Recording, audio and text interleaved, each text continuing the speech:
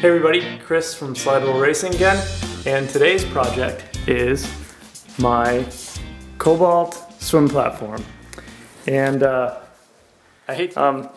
the project is my Cobalt 25-foot 2004 bow rider. I picked it up in Delaware. It was in the Chesapeake Bay, and the previous owners, they didn't do the best when it came to some of the maintenance, and I think that somewhere along the line the swim platform got damaged. I can tell because after I cleaned it all up, I could tell that this area right here, I don't know if it'll show up well on the camera, but there's a section here where this has clearly been re-gel coated around here. In fact, you can see the seam where some of the staining stops, right where the new gel coat is. And so I know that that this was fixed at one point. I don't know if it was fixed for the issue and they didn't do a good job, or it fixed and came back. But when I took everything apart to try to figure out what was causing all this staining, I found that there was major missing pieces of fiberglass and gel coat in this cutout for the stairs.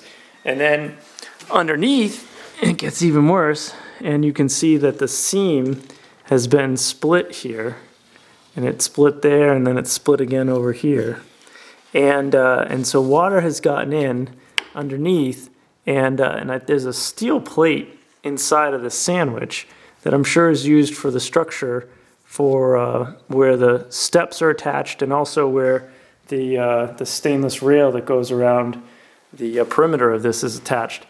And in any case, this water got in, and it caused the stainless plates, or rather the steel plates in here, to rust. And as the rust grew and maybe even froze, for all I know, it started to split some of these seams, and some of the wood started to expand. And in addition to that, I'd also noticed that there were some areas of the platform which were like humped. And this probably will not show up in the video, but maybe I can get it from the side. So there's a little bulge here, and I suspected that that was also in part due to some water infiltration. So I'm taking a crack at it with I'm trying not to make a mess and grind it all away. So slow going but cleaner in my garage, and I'm using the sander with the vacuum to smooth out these bulges that I saw. And sure enough, there is unfortunately some rotted wood in here. So this project just turned into something a little more substantial, and I figured I'd do my best to document it and give people some ideas. I've watched, there's a fellow Boatworks, I highly recommend his channel. He's done a lot of really good how-to videos on fiberglass repair. There's a few others around YouTube that you can find. And I'm gonna see if I can apply a little bit of what I learned from them without making this a massive project. I really just want to try to flatten this out, cut out the rotted areas. I'll flip this over. I'll try to get access to that steel parts that are all rusty, and any rotted wood down there. We'll fix that, cover it back up, and then on the top, I'm actually going to use a C-deck foam steps. On the steps rather, so I don't need to get this perfectly aesthetic. I just need to get it structurally sound and water impervious, and then we're going to cover it up with the nice foam steps and be done with it. So we'll give it a shot.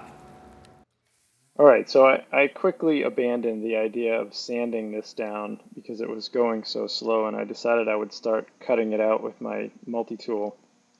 And what I learned very fast was that wasn't actually wood that I saw in there where the humps was, but they were steel bars that they were actually steel tubes that had rusted and rotted and started lifting the deck, and so water had gotten in there just as I suspected, but there wasn't any wood to be seen, at least in this area.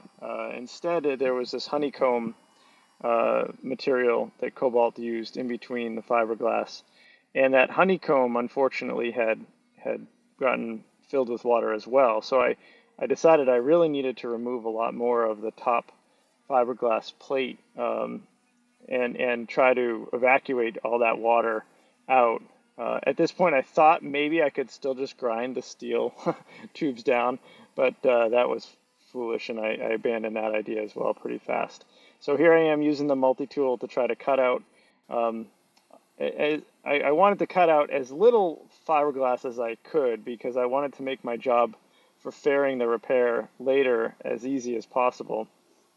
There I am. Some of the fiberglass towards the front of the platform had kind of lifted, and I was checking to see how sound that was. I didn't want to get too close to the bend. There's sort of a form there that I didn't want to lose. So here you can see this is what it looked like after I had removed much of the fiberglass that I needed to, and I was able to then take the steel bars out both on the top step and on the lower step. And this is what those steel bars look like when I took them out. They were really in bad shape.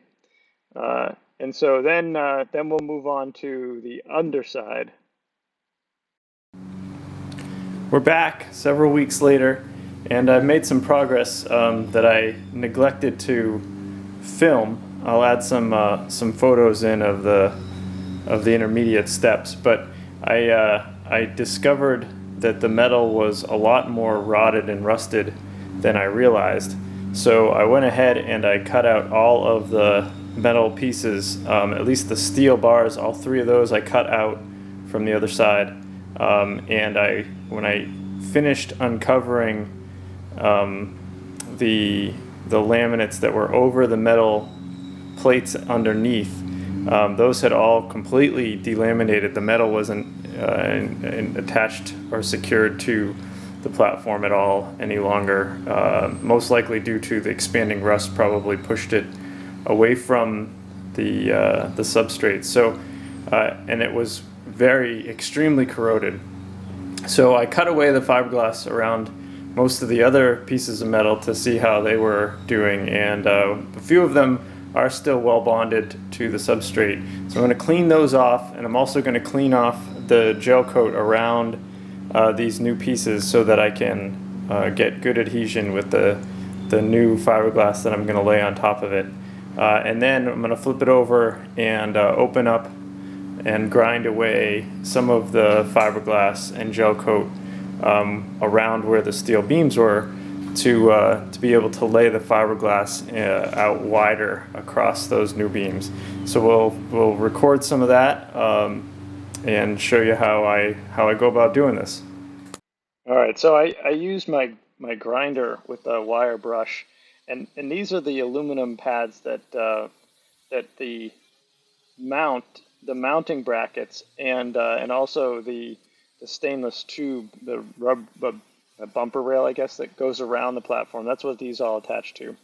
And so I'm using the wire brush to to clean off the corrosion of the aluminum plates that were still well attached to the fiberglass and honeycomb inside, but also to clean off any of the fiberglass where I needed to attach the new plates.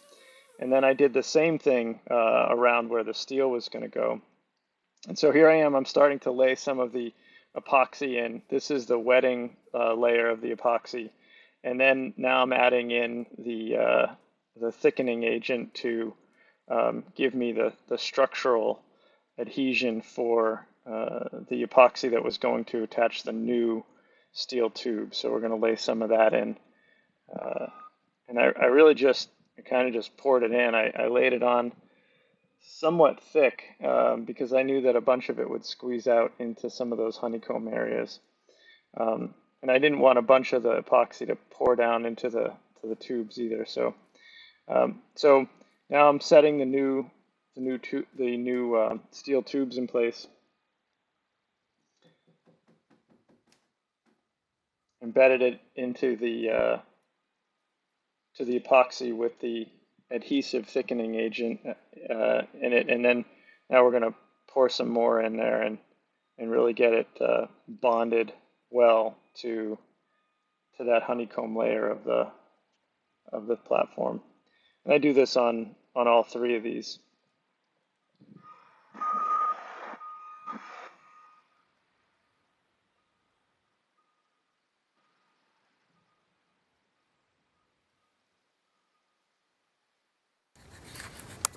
a few days has passed, and the epoxy is all cured, and the steel beams are now set inside the platform, and the platform is basically flat relative to the steel beams. So now we're going to epoxy on the flat plates that I cut to fit in the spots where the original wood and aluminum plates were around the platform. The 404. We're going to use the 404 today, and we're going to use that, mix it up thick, and set those pieces down in place. For the ones along the edge, I can use some clamps to clamp them down. For the aluminum plates here, I'm just going to set them down with some weights, and we'll get those set in place tonight, and then tomorrow we can continue with the next step. Okay, so here's my first batch. I'm probably going to need to do this a few different times. It's dark because I'm using up some hardener, some older hardener. Not so old that it doesn't work, but older that it got darker. And so this is 9 pumps, and this is slow hardener. So I should have plenty of time to work this. And I'm basically going to work this into a putty that's on the thicker side, because I want it to fill all the gaps and really give me a really good bond to the aluminum and the wood. And I'm going to use it to fill in a little bit of some of the pores in the wood. But I don't want it too thick, because when I press down on the aluminum plates with the weights to get them to set down, I don't want it to deflect the honeycomb core.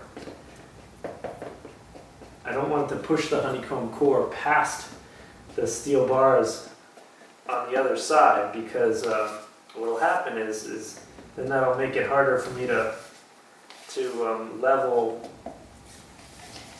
the walking surface when I glass that side up. So anyway, I want it thick enough that it'll fill everything and not run away, but thin enough that it's not going to put a lot of pressure when I clamp the pieces together.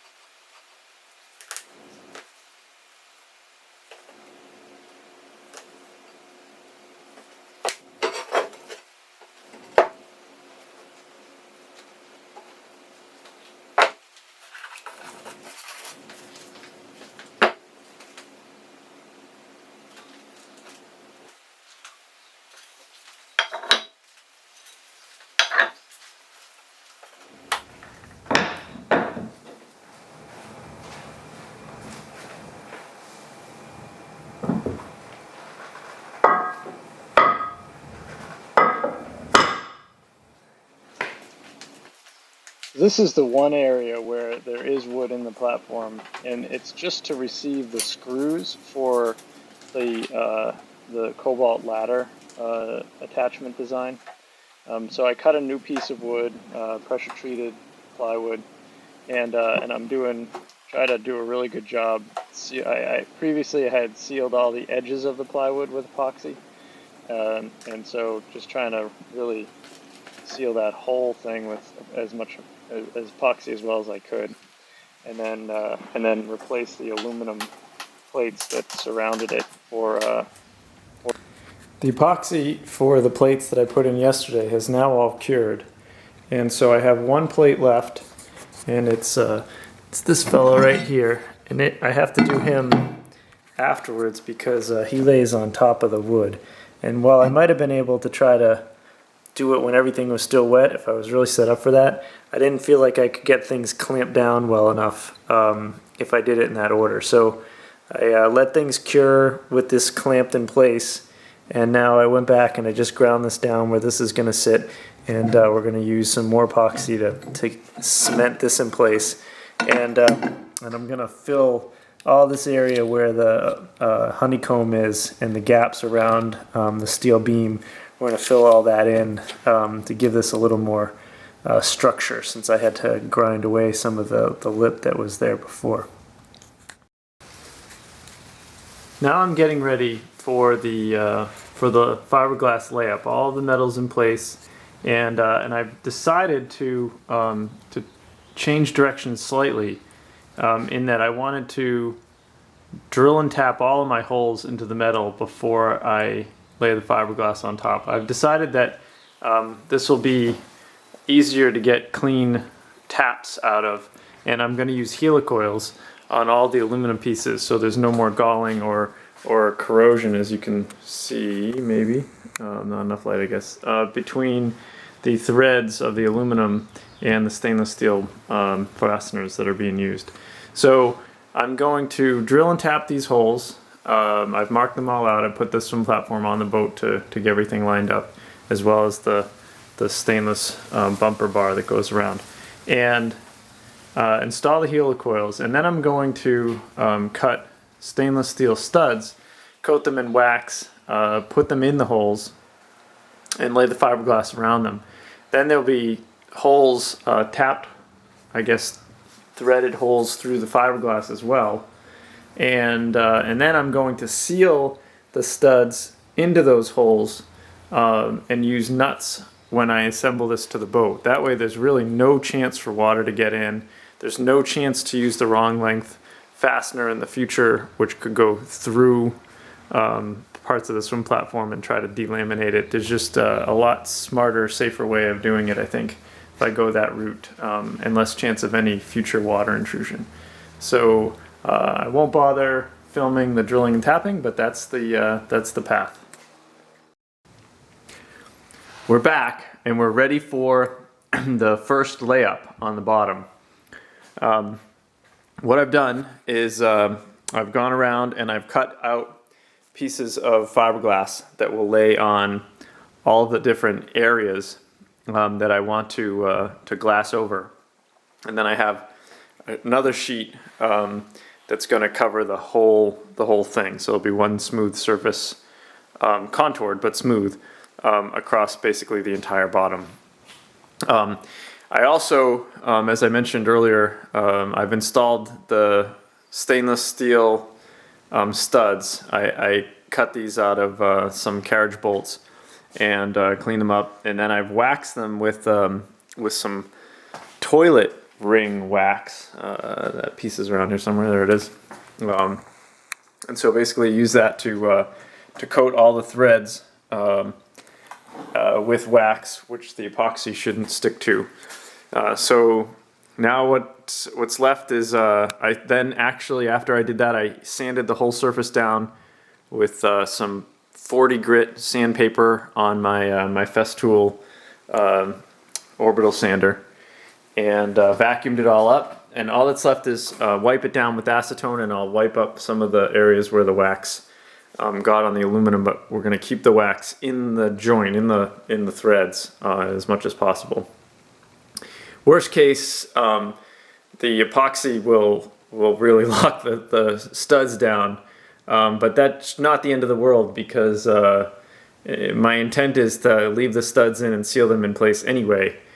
So it wouldn't be the end of the world if I can't get them out later. But with the wax, I should be able to get them out and then reinstall them with some 4200 sealant or something similar. So I'll put the camera on the tripod and get started. The first, I guess, steps in the layup is going to be to mix some thickened epoxy, which will lay around all the areas and fill in some of these gaps, smooth it over, and then we'll start laying the fiberglass down and using just regular untreated or epoxy straight out of the cans without any additives or thickeners. At least that's my plan. We'll see how it all goes. So as I said, the first step, we'll wipe everything down with the acetone and trying to clean the any wax that I might have smeared on the aluminum. And now I'm just starting to lay down the first pieces of fiberglass and then rolling them out, rolling out any bubbles as I go. Cutting all the pieces of fiberglass was a bit tedious for sure. I'm sure that pros would have other suggestions on how to approach this, but this made sense to me and seemed to work okay. I wanted to use smaller swatches around these areas to help give it a little more reinforcement. So these swatches just blend over the pieces of metal and move to the existing fiberglass, and then like I said earlier, there's a larger pieces that I then spread over the whole platform.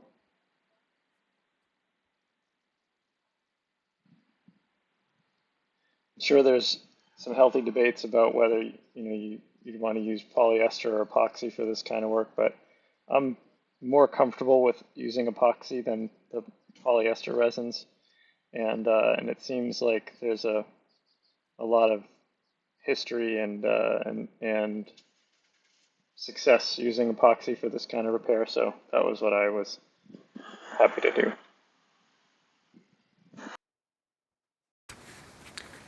Well, the layup is done. I do apologize that my camera shut off, but I was in the middle of it all and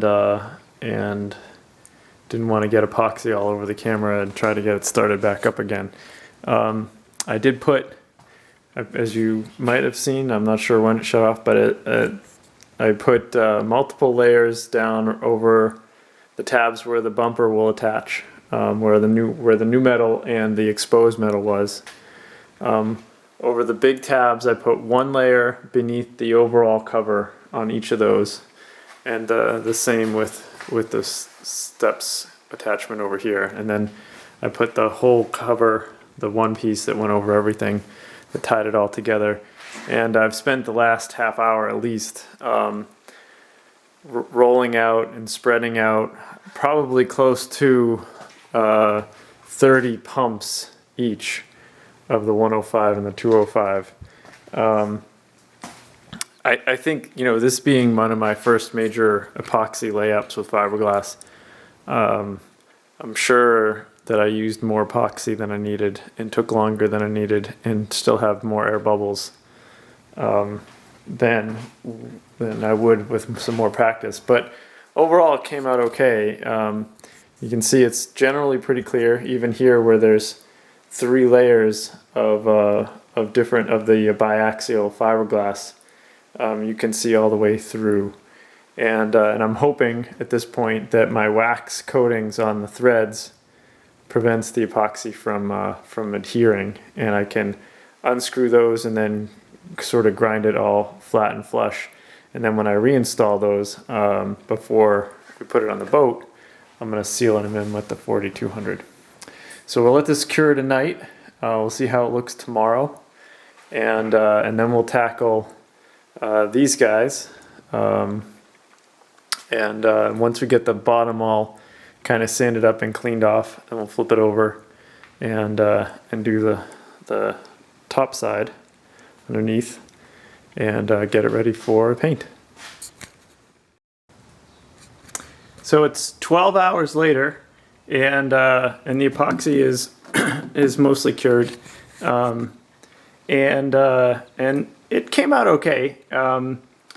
As I said last night, my inexperience in rolling this out, it left me with a few areas where the epoxy is a little thick, and a few areas where there's some I don't know if you can focus in on it. There's a couple little air pockets underneath, but nothing that that looks particularly concerning to me. And the good news is that the wax seemed to work really well. I figured out that an easy way to do this is to use one of my milling machine chucks, and let's see if I can tighten this up with one hand here. And then, all right, so I'll try tightening this up here, and then we can see how good this works.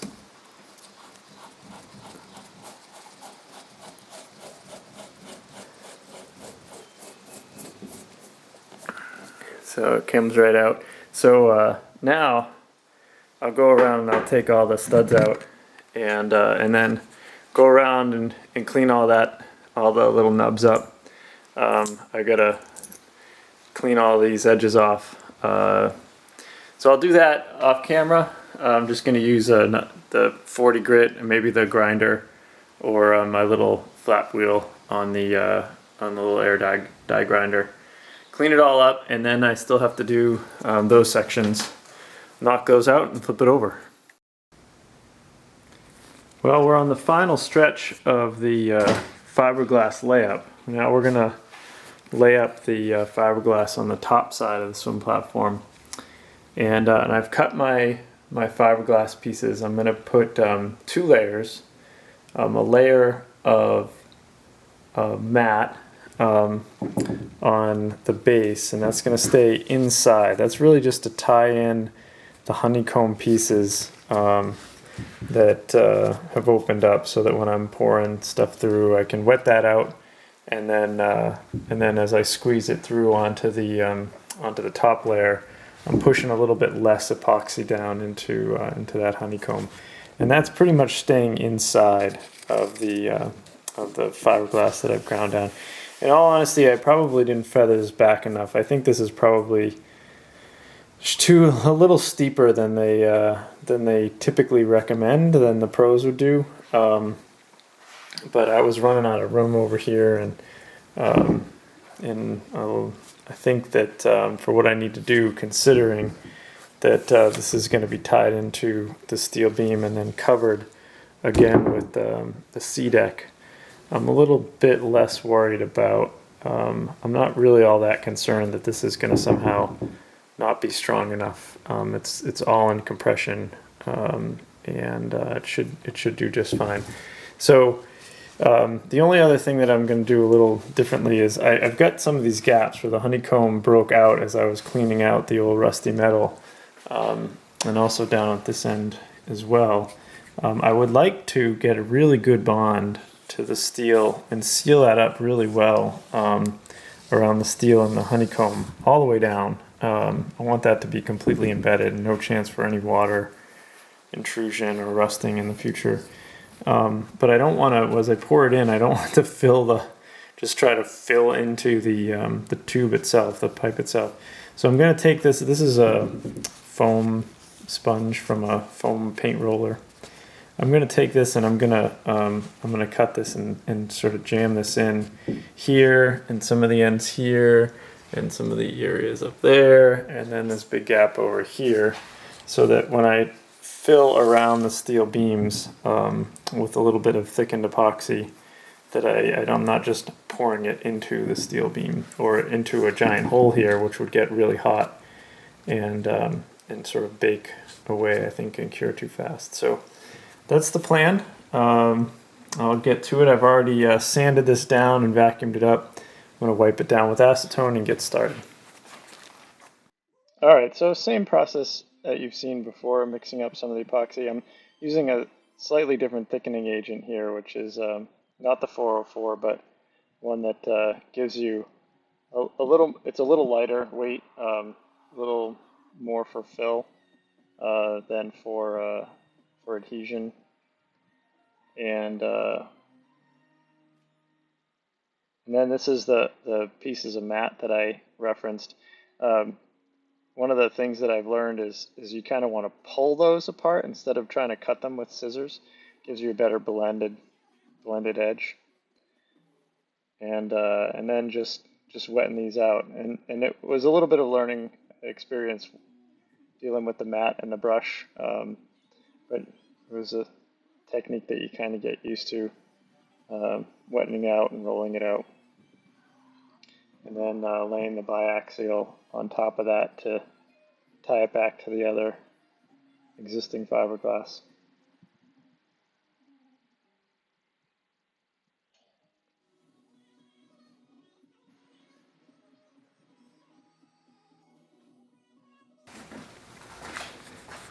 So we're back a couple days later. The epoxy cured, and I just went around and sanded it down with the 40 grit sandpaper. And my goal with that was to really just knock it down so that there's no lip above, hopefully above the gel coat surface. So, and where I could, I tried to feather it down just a little bit so that now as I lay the filler in, the epoxy filler, I'll just use a spreader and I'll spread it right across there. On this one here, it's going to be a little bit more work. I'm going to have to use like a screed board. I don't know what you call it in Bondo words, but kind of like a screed or a guide board. There we go. Something like this, and I'll have to use that and come across to keep things level, because I have some valleys here where some of the underlying honeycomb core got ground away as I was peeling this back. Over here it's the worst. So there's a big divot down there. You can see it. It's kind of a big one there.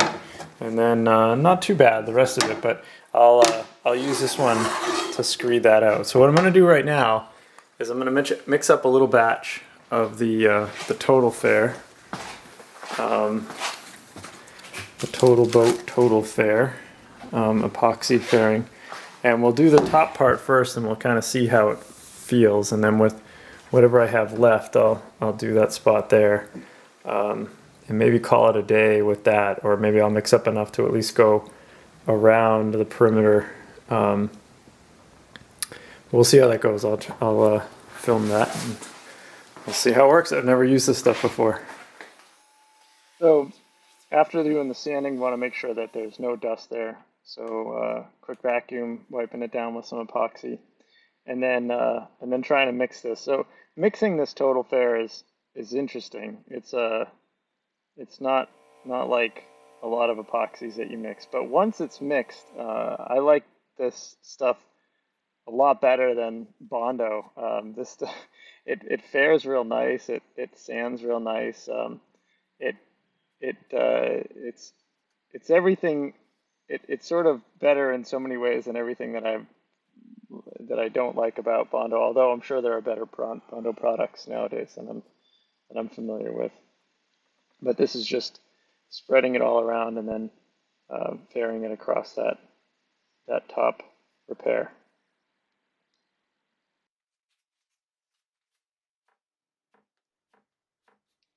So this is the next day. It's cured.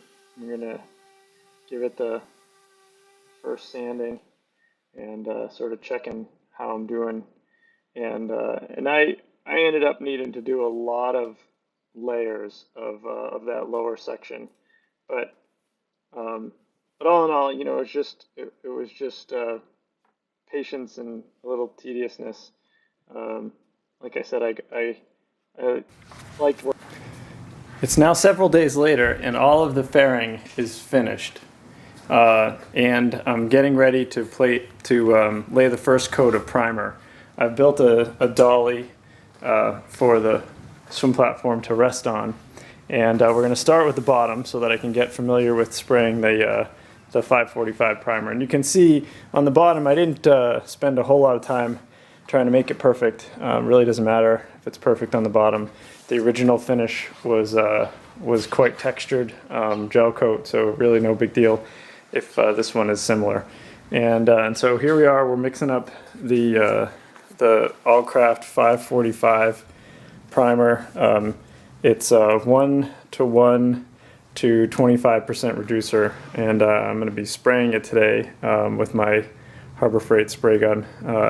It's the first time I've worked with Awlgrip. This is the epoxy-based primer, so this stuff isn't potent like you hear people talk about for the paint side. So that'll be a little different. All I'm going to use is just my mask today. Should be fine. And so we'll mix this up and we'll start laying it down. Basically, I can lay down the first coat, and then it's an hour, pretty much 40 minutes to an hour between coats, depending upon who you're talking to. It's kind of warm today, but it's pretty much right at the recoatability on the product data sheet. So it's right around an hour. We'll lay down the second coat. It says it's a pot life of 16 hours, so I should be able to mix up enough to do all 3 coats that I would like to lay down. So I apologize. I got everything ready and I came out and I laid down the first coat of primer and I realized I forgot to set up the camera. I'll record the next coat, but now basically going to do 3 coats, 1 hour in between coats, and I mixed up 20 ounces. It's 1:1 to 25% thinned. So I did 8 ounces of primer, 8 ounces of converter, and then 4 ounces of reducer.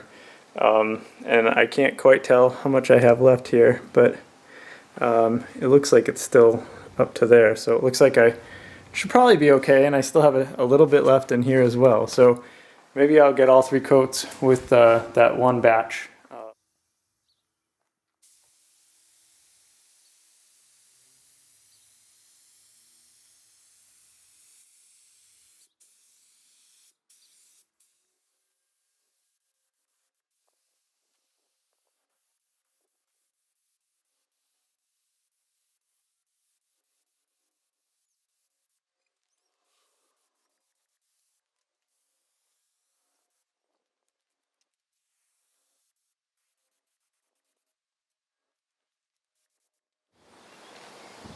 Okay, so today's the top side. I've wiped it down with acetone and hit it with the tack rag, and we're going to give it its first coat.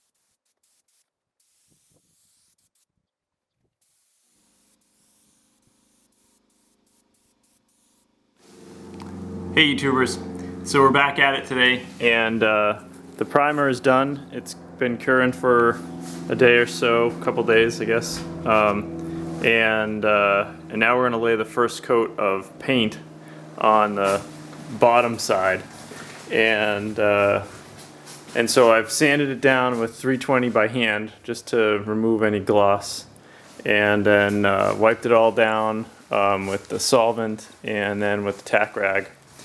And we're going to mix up the paint for the Allcraft paint. It's 2 parts paint to 1 part converter, and then you can reduce up to 25% for spraying. So we got to be a little more conservative since it's not a 1:1 like the primer was. And then for laying it down, we're going to lay down 1 really light tack coat. Wait 15 to 45 minutes to then lay down the first real coat. And in the instructions, they do say that they never say lay down a full wet coat, but in looking at some of the feedback online for people that have sprayed it, they weren't as happy with how it came out. So some did recommend that the last coat should be maybe a little heavier than the instructions make it sound like. So I'll have to gauge how it's laying down and see what I think after the first couple of coats. But we're going to do three coats after the tack coat and hopefully I don't have to mix more up, because we'll see how far it goes. So let me get this mixed and prepped. I'll roll it out and I'll set up the camera.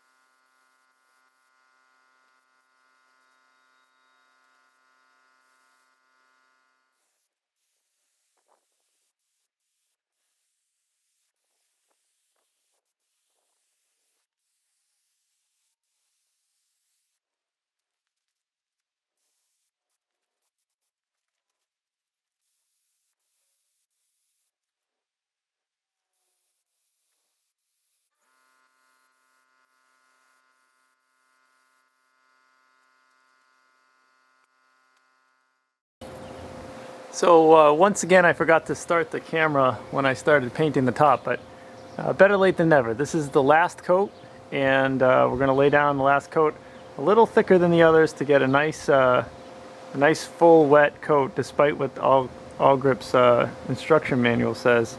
I found that where it's a little bit heavier is where it flows out nice and it's really, really glossy when it hardens.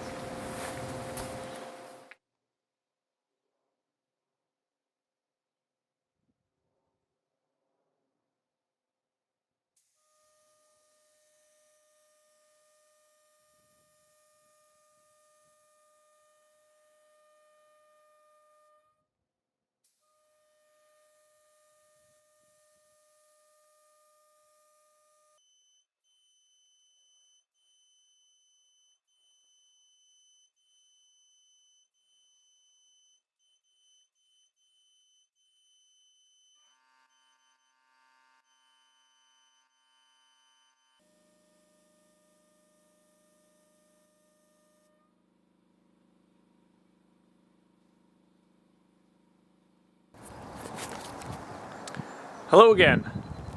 Since the last time we talked, it has now been a little under a year since that last coat of paint went on the this swim platform, and I wanted to finish this video with a sort of 1 year update.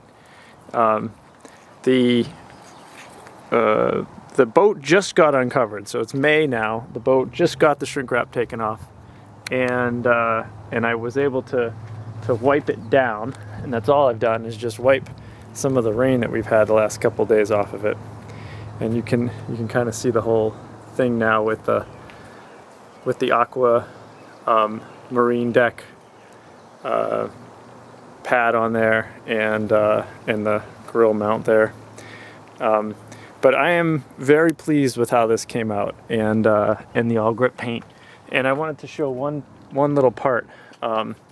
So when it comes to cleaning this, let's see if this shows up. So here's a little bit of sort of dirt, if you will, a little staining left over from the winter storage. Here's a similar kind of staining on the gel coat. And when you try to wipe that down, some of it comes off, but it leaves a fuzzy gray behind. And I'll need the wax, the compound, the cleaner wax, to really get that out of the gel coat.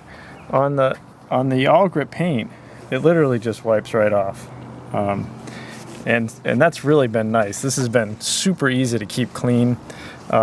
It has a nice, the gloss that it has is similar to when the gel coat is nice and waxed and polished. It has it, the Awlgrip has it pretty much all the time. As far as how the finish came out, close up of the finish now that it's dried and whatnot, there were a couple of small fisheye imperfections, probably from me not wiping things down well enough, or possibly not sanding the primer coat well enough. You can see there's a couple of little ones. In use, those are really not noticeable at all. We did chip it. One of the kids came up with the ski and kind of whacked it pretty good, and it did leave a tiny little, that's the only chip that it's taken on in 1 year. Underneath, you can kind of see that it's holding up really well underneath. There's no indications of any damage or any chips or any penetration of the water anywhere where the repairs were made. So far that all looks pretty good, and I'm pretty happy with how that all came out. So all in all, I'd call this repair a success, and if I had to do another swim platform where I thought I could get a reasonably good match on paint, I definitely thought spraying the Awlgrip went a lot easier than trying to spray gel and then polish the gel out. So this is going to call this video a wrap, and hope this one helps you guys out.